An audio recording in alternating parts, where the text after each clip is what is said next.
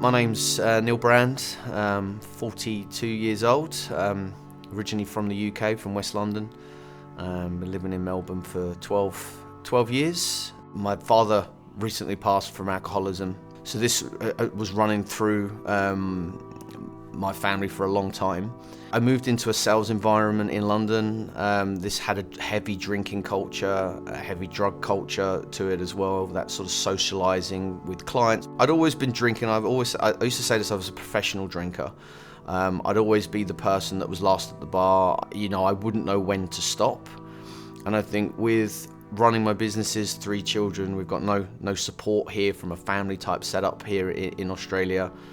COVID put a lot of pressure on things, especially being in Melbourne through those lockdowns. All of those things sort of started to put strain on my relationship and my addiction. My businesses were struggling, and I was propping myself up essentially with alcohol and drugs towards the end. It's difficult to describe the sort of the drama of it so much now, but like it was. I had decided that enough was enough in terms of living, in terms of keeping the status quo, keeping my addiction as much as I could under wrap. But this was, I don't care anymore. And I just broke down and lost it and caused utter destruction. At one point was trying to attack people in a car who I thought were trying to break into my house. While I was severely under the influence and essentially having a breakdown.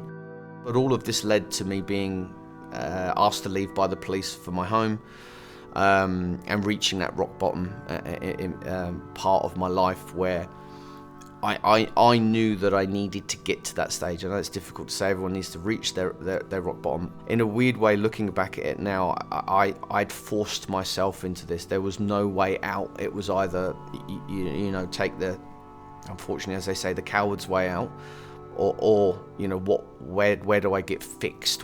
How do I get better? The most surprising part of my engagement with HARP would have been from the initial conversations I had when choosing a rehab. A lot of the rehabs that I'd spoke to were talking to me about going horse riding and talking to me about beach walks and talking to me about relaxation and this and that.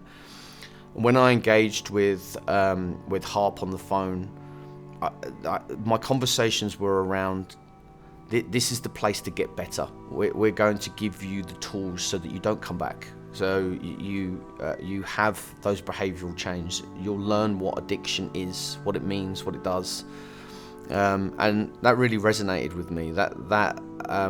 Because I'd heard of people who've been in and out of rehabs before. I'd heard about people that had almost seen it as a holiday, and for the money that you pay in a rehab, I could get a very nice holiday. But that was the part for me. It was a connection of people that had been through the journey, and the fact that there was an outcome to this. And for me, I was very much, let's skip to the end all the time. That's what I am. I'm a little bit impatient with things. But the fact that this was okay, we'll give you the tools. This is about not coming back. Really resonated. So that's what sort of led me to choose HARP as the rehab for me. If I had to sum up my journey in one word, wow, that's a big thing. There's a couple that spring to mind, but I think honesty. I think, that's probably what I would say, is that there's a couple others that spring to mind, but I'm honest about who I am. I'm honest about my addiction. I'm honest about the love that I have for people. I'm honest about I'm a hard-working person. I want to be successful, and honest about looking after myself. So I would just say it was difficult to be honest before. I was lying about my addiction and lying about the impact it had on me. So I'd say honesty.